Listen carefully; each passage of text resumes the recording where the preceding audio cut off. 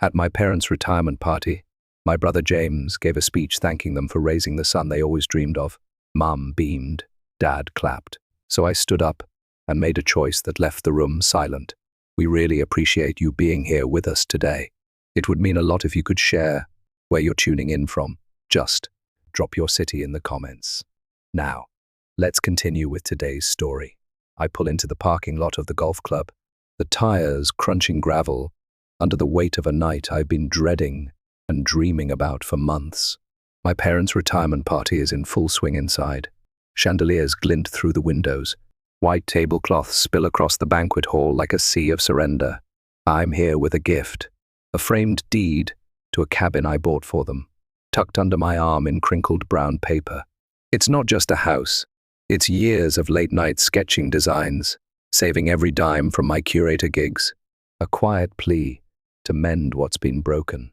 I want to believe tonight could shift things, that I can step out of the shadow my brother James cast so effortlessly. The air smells of cut grass and expensive cologne as I walk in. 3 minutes early, but still feeling late. James is already there, of course, his tailored suit catching the light. His laugh slices through the chatter like it owns the room. My parents orbit him. Mum's eyes sparkle. Dad's chest puffs out, proud as ever of their golden son. I get a quick hug from Mum, her perfume sharp and fleeting, and a distracted good to see you from Dad before he turns back to James's latest story. They point me to a seat by the dessert table, far from the head of the room where the real action is. I tell myself it's fine, that I don't need the spotlight. I'm here for something bigger. The frame's edges dig into my palms, a reminder of why I came. I didn't plan to stir trouble, not tonight. I wanted peace, a chance to prove I'm not the bitter kid they've pegged me as, the one who sulked while James's trophies lined the mantel. This cabin, this gift, it's my olive branch, my way of saying I can rise above the years of being the spare. My heart thumps as I adjust my grip, hoping they'll see it, see me, for once. Maybe tonight I can rewrite our story. The banquet hall hums with the clink of glasses and the soft murmur of voices, a sound that reminds me of Sunday dinners at home when I was a kid. Except, back then, I'd be the one refilling the iced tea pitcher, while James regaled everyone with tales of his latest home run.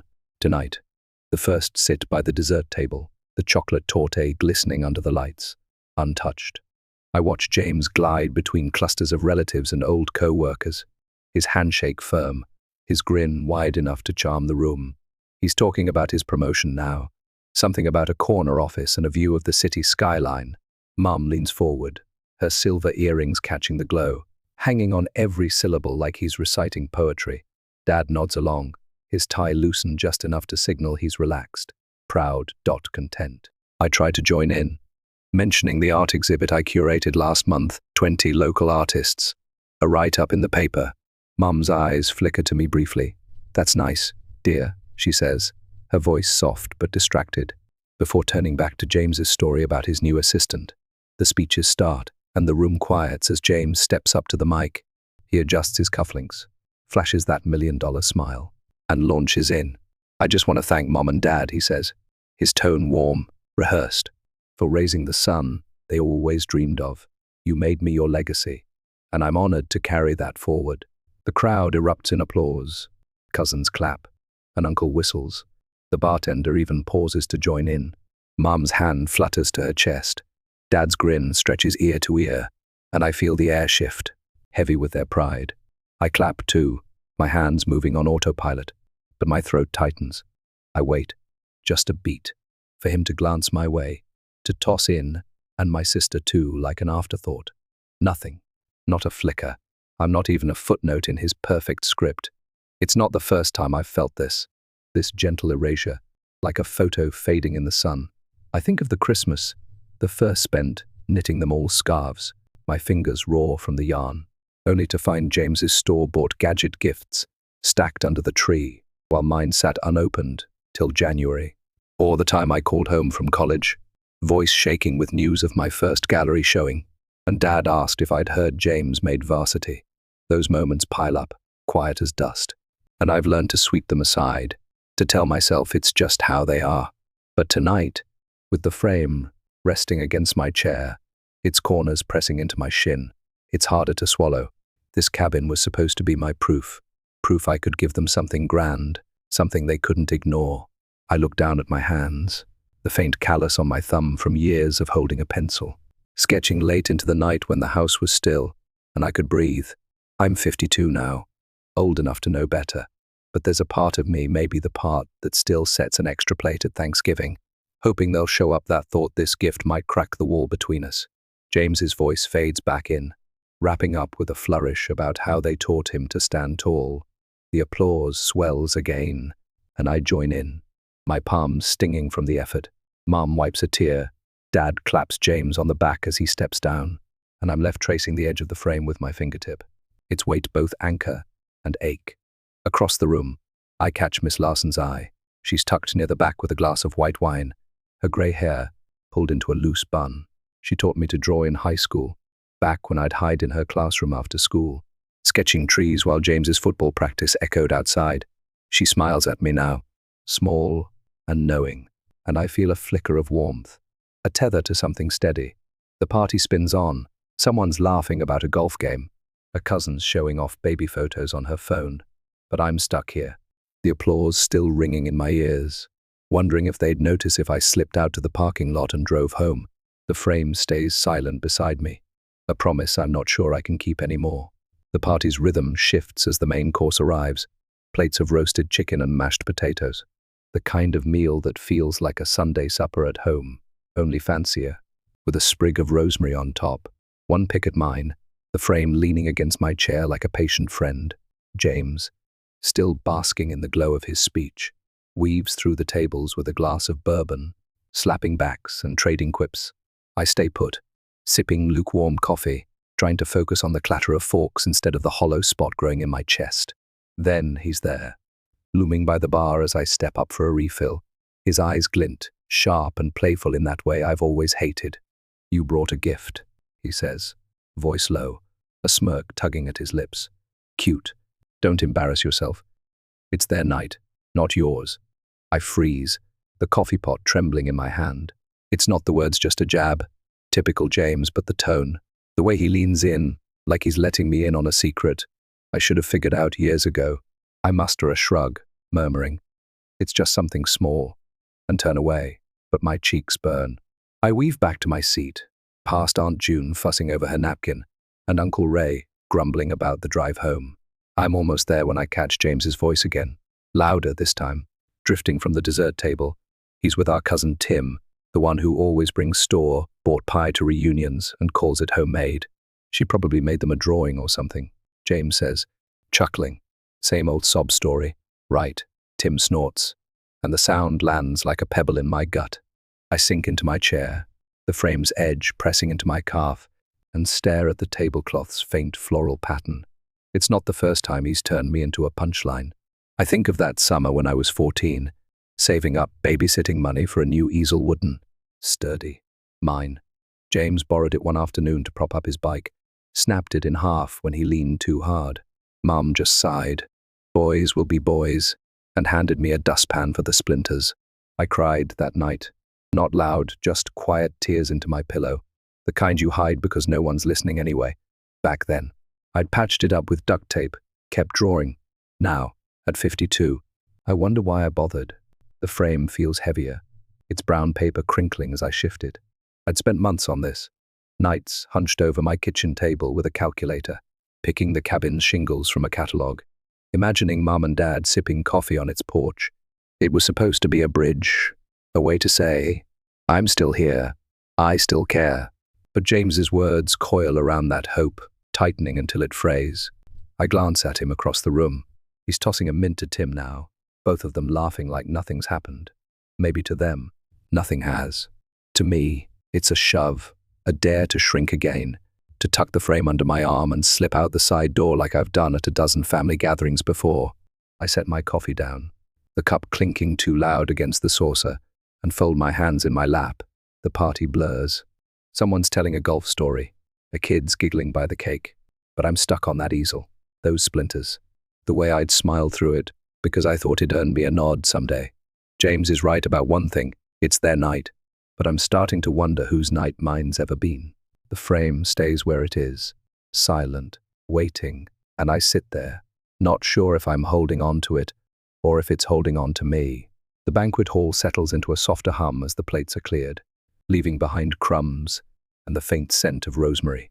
Dad stands, his chair scraping the hardwood, and taps his glass with a spoon, the same signal he used at Thanksgiving when I was a kid, calling us to the table where I'd squeeze between cousins and hope for a slice of pumpkin pie before it was gone. Time for a toast, he says now, voice gravelly but warm, and the room turns to him. I straighten in my seat, the frame still propped against my chair, its paper worn thin at the edges from my restless fingers. This is it, I think. My moment. I'd rehearsed it in my car on the drive over. A few words about the cabin, a handover to Mum and Dad, a smile to seal the truce. My hands tremble, but I'm ready to stand, to speak, to try one last time. Dad lifts his glass, eyes crinkling at the corners. To a life well lived, he starts. And to the family we built. He pauses, glancing at Mum, then James, who's leaning back with that easy grin. To our son, who's made us prouder than we ever imagined. The room murmurs approval, claps, a soft, here from Uncle Ray. And I wait, breath caught, for my name. It doesn't come. Dad sits, Mum beams, and the applause swells, washing over me like a tide I can't swim against. My chest hollows out, not with a crash, but a slow, quiet seep, like water draining from a cracked vase. I look down at the tablecloth, its faded roses blurring, and realize I've been waiting for this all night. No, longer years. I don't plan what happens next. My legs move before my mind catches up, pushing me up from the chair. The frame's in my hands, solid and real, and I step forward, past the dessert table, past James's smirk, past Mum's raised eyebrow. The room quiets, a ripple of confusion spreading as I cross the floor. My voice, when it comes, is steady, softer than I expect. I have something, I say, for the people who shaped me. Heads turn. Dad's glass pauses mid-air, but I don't stop at their table. I keep going, past the cousins, the co-workers, to the back corner where Miss Larson sits, her wine glass half empty, her sweater the same shade of blue she wore when she taught me perspective drawing in 10th grade. She looks up, startled, as I stop in front of her. The room's a hush now, a held breath, and I feel every eye like a pinprick. This is for you, I say, handing her the frame. My fingers linger on it a second too long before letting go. Her hands tremble as she takes it, her eyes wide behind her glasses, but she doesn't speak, just nods, a small, knowing tilt of her head. I turn back, walk to my seat, and sit, the chair creaking under me. The silence stretches, thick and heavy, like the moment after a power outage when you're waiting for the lights to flicker back on. James's jaw is slack, Mum's lips part as if to say something but don't, and Dad's stare cuts through the air, sharp and unreadable. I breathe, slow and deep, the first full breath I've taken all night. Miss Larson's face stays with me, those lines around her eyes. The ones I'd watched deepen over years of after-school lessons. She'd been the one to tape my sketches to her classroom walls, to slip me a box of charcoal pencils when I couldn't afford them, to say, "You've got something special." When my parents were too busy cheering James's field goals, I think of her kitchen table, cluttered with paint tubes and tea mugs, where I'd sat at 17, spilling my fears about college, about never being enough. She'd listened, not with pity but with quiet faith, the kind that doesn't need fanfare. The frame's gone from my hands, but I don't feel empty. I glance at my parents. Mum's whispering to Dad now, James leaning in, his brow furrowed, and I know the storm's coming. I've upended their script, rewritten the scene they'd staged. But sitting here, the weight of the cabin lifted. I feel lighter than I have in years. It's not about them anymore. It's about the woman in the back, the one who saw me when I was just a kid, with a pencil and a dream, who gave me a mirror when my family handed me a blank wall. The room starts to stir again. Forks clink, voices rise. But I stay still, anchored by the choice I didn't know I'd make until I made it. The morning after the party, I sit at my kitchen table, the one I refinished myself with sandpaper and a can of oak stain last spring. The coffee maker gurgles, filling the room with a familiar hum. and I cradle a chipped mug, the one with the faded daisies Mom gave me years ago when I moved out. I'm still replaying last night, the way the frame left my hands, the silence that followed. My phone buzzes, and I glance at it. A notification from James's social media. He's posted a photo of him with Mom and Dad, all smiles under the banquet hall lights. The caption reads, "Real family doesn't need bribes to stick around." My stomach twists, not with shock but with a tired ache, like finding a crack in a wall you've painted over too many times. Friends have liked it. Cousins too, their little hearts piling up under his words. I set the phone down, watch the steam curl from my coffee, and wonder how many of them even noticed I was there. By noon, the mail arrives, a small cardboard box, no return address, but the handwriting on the label is James's all sharp angles and haste. I open it, and my breath catches. My old sketchbooks, the ones I'd left in the attic at home when I went to college. The covers are worn, edges curled from years of being thumbed through, but now they're torn, pages ripped, some scribbled over with red pen. On the top one, in his scrawl, "Not worth keeping." I lift one out, a sketch of the oak tree in our backyard, trembling in my hands. I'd drawn it at 16, sitting on the porch steps while James tossed a football with Dad. Mum had peeked at it once, said, "Pretty," then asked me to set the table. Now it's slashed, a red line cutting through the branches. I don't cry. Not yet. Just sit there, the box in my lap, feeling the weight of something I can't fix. The phone rings that afternoon, Mum's number flashing. I answer, bracing myself. Her voice is tight, the way it got when I'd forget to call home from college. "You ruined our night," she says. No hello, no pause. "Giving that cabin to your teacher. What were you thinking? You humiliated us." And James is beside himself. Dad's in the background, grumbling, ungrateful, loud enough to carry. I close my eyes, picturing them in their living room. Mom on the cordless by the window. Dad in his recliner with the TV muted. "I didn't mean to hurt anyone," I say, my voice small, fraying. "It was supposed to be for you," Mum cuts in. "Then why didn't you give it to us?" "You owe James an apology. He's devastated." I think of the sketchbooks, the red ink, and my throat closes.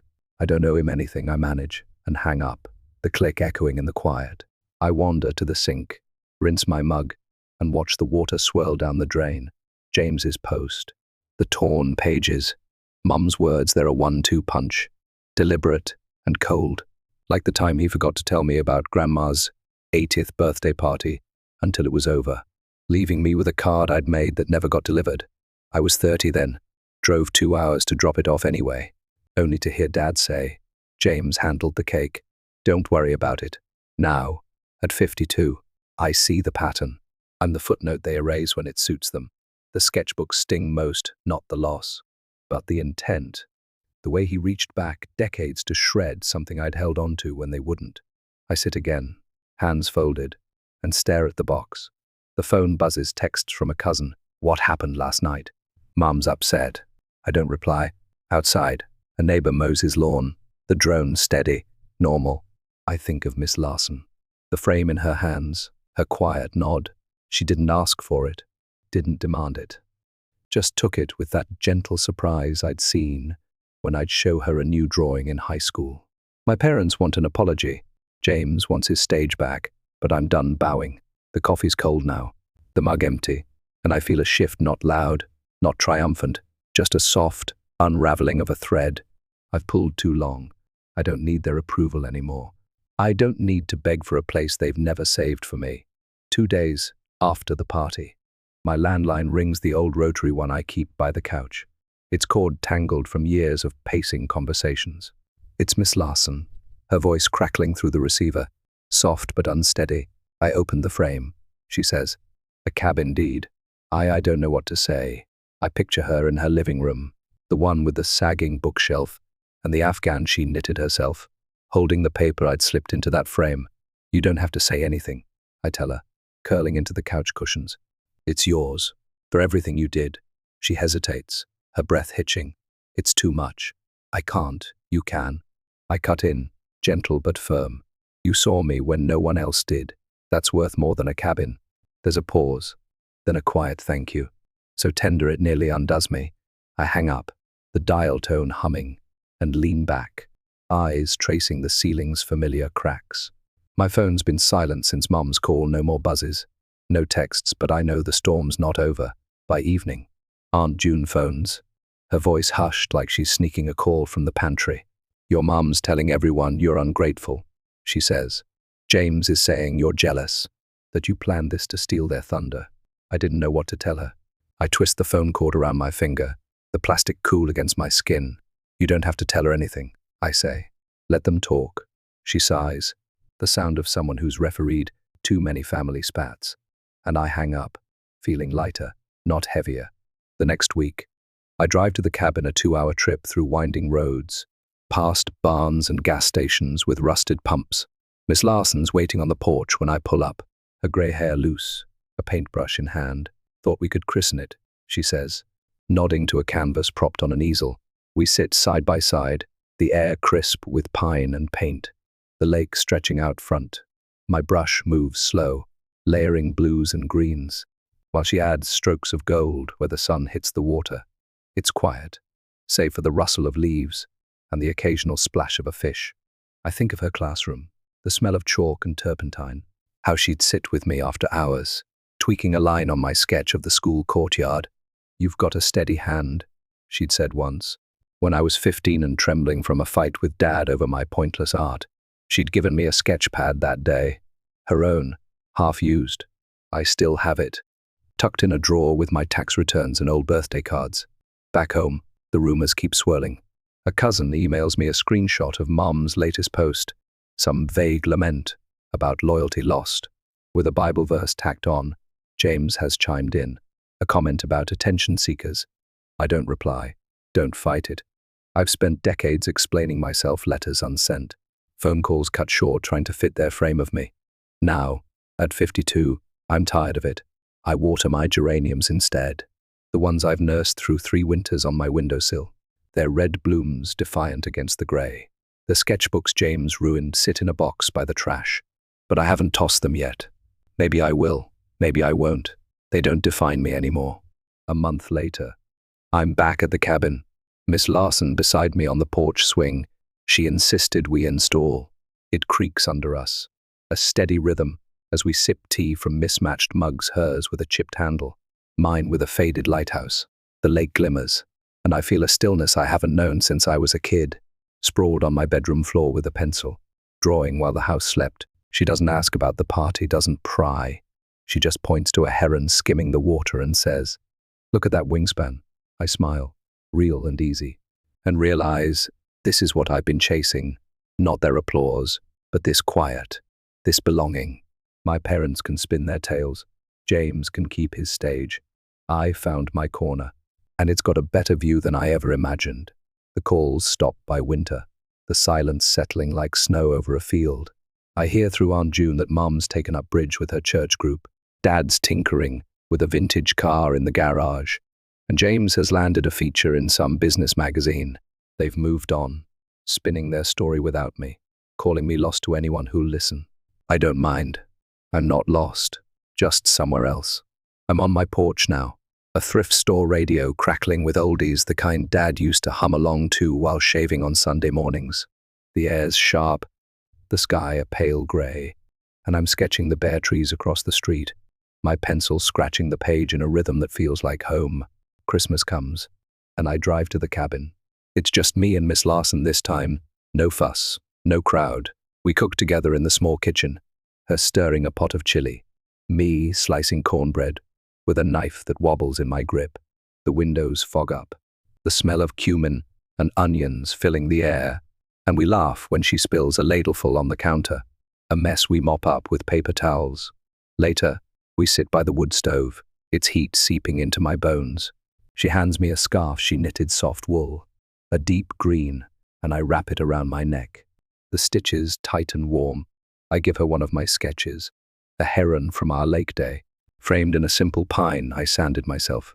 She hangs it above the mantel, no words, just a smile that says enough. Looking back, I wonder about that night, the party, the frame, the way I let it go. Could I have slipped the deed to Miss Larson quietly? Spared the scene, maybe. But I needed them to see me walk away, to feel the space I'd filled for so long. I don't regret it, not the gift, not the choice. It wasn't revenge. It was release. They showed me who they were, and I finally believed them. Lesson: life's too short to chase shadows that won't turn around. I spent years waiting for a nod, a seat at a table that was never mine, thinking love was something you earned with perfect cuts of cornbread or a cabin deed. But it's not. It's a gift, given freely by those who see you, not a prize for bending yourself small. Miss Larson taught me that with her steady hands and quiet faith long before I knew I needed it. Walking away from them hurt like leaving a house you grew up in, but staying would have dimmed me to nothing. If you're knocking on a door that won't open, turn around.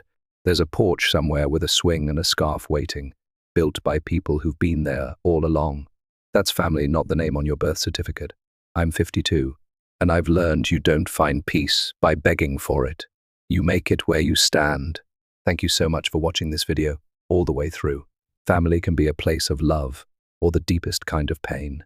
If you've ever felt mistreated or taken for granted by those closest to you, feel free to share your thoughts in the comments. You never know who else might need to hear your story.